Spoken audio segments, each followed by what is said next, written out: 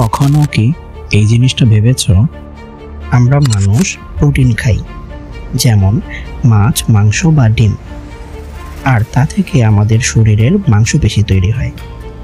কিন্তু গরু, ওরা কি মাছ, মাংস বা ডিম খায়? না, ওরা তো শুধুই ঘাস খায়। ঘাসে তো আছে শুধু শর্করা, এখানে তো কোনো প্রোটিন নেই। তাহলে গরুর এই বিশাল শরীর আর তার মাংসপেশিগুলো কোত্থেকে আসলো? এটা কি কোনো জাদু, নাকি সৃষ্টি জগতের কোনো অবিশ্বাস্য রহস্য? আজ আমরা সৃষ্টি জগতের সেই গোপন রহস্য উন্মোচন করব, আর সেই সাথে এই দুনিয়াটাকে একটা ভিন্ন আঙ্গিকে দেখার চেষ্টা করব। চলো শুরু করি। প্রথমে আমরা বুঝে নিব আমাদের শরীর কিভাবে কাজ করে। আমরা যখন প্রোটিন খাই, সেই প্রোটিন থেকেই আমাদের মাংসপেশি, হাড়, ত্বক, চুল, নখ এসব কিছু তৈরি হয়।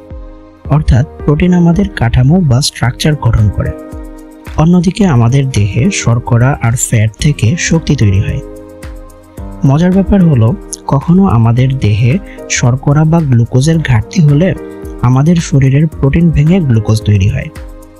এমনকি ফ্যাট ভেঙেও গ্লুকোজ তৈরি হতে পারে, যাকে বলে গ্লুকোনিওজেনেসিস। কিন্তু এর উল্টোটা কিন্তু সম্ভব নয়। মানে প্রোটিন থেকে শর্করা তৈরি করা গেলেও শর্করা থেকে কিন্তু কখনো প্রোটিন তৈরি করা সম্ভব নয়। এখানেই আসে আসল রহস্য।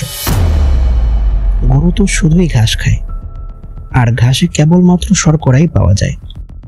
তাহলে এই শর্করা থেকে কিভাবে প্রোটিন তৈরি হয়? গরুর এত বড় দেহ আর তার দেহের এত এত মাংসপেশি, সেটা কিভাবে তৈরি হয়? আর এখানেই আমরা সৃষ্টি জগতের এক বিচিত্র প্রক্রিয়ার দেখা পাই।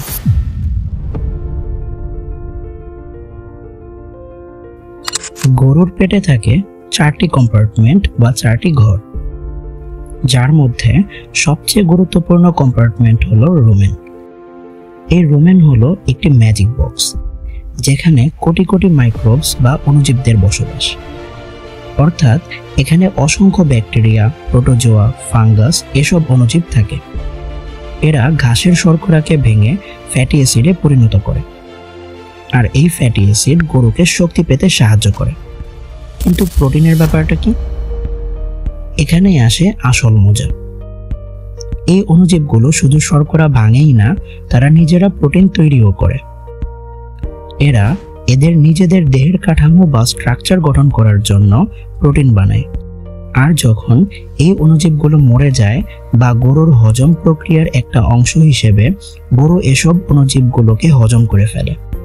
আর গরুর শরীর অণুজীবদের দেহের প্রোটিন হজম করেই নিজের পেশি তৈরির জন্য ব্যবহার করে। মানে গরু সরাসরি ঘাস থেকে প্রোটিন পায় না, বরং তার পেটের অণুজীবগুলো ঘাস থেকে নিজেদের দেহের জন্য প্রোটিন বানায়, আর গরু সেই অণুজীবদের হজম করে এদের শরীরের প্রোটিন দিয়ে মাংসপেশি গঠন করে। আর সেই মাংসই আমরা মজা করে খাচ্ছি। কি এই ব্যাপারটা খুবই ইন্টারেস্টিং না? কিন্তু এবার ভেবে দেখো তো, গরু যদি এভাবে প্রোটিন না বানাতে পারতো, তাহলে কি হতো? হয়তো এরা এদের দেহের চাহিদা মেটাবার জন্য আমাদেরকেই খেতে চাইতো।